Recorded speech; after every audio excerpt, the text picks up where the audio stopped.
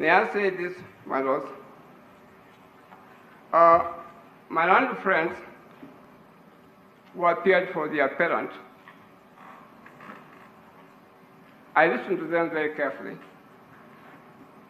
and I thought that some of them, whom I happen to know very well, who are great friends of mine, very close to me, and I talked to them from time to time.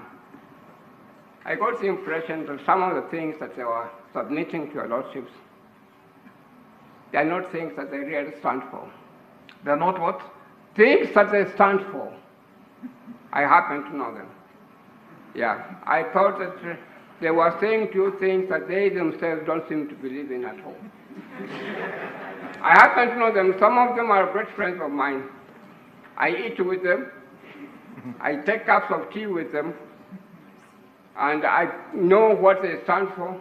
And I thought that when they were addressing your lordships, they were not saying things that they themselves believe in at all.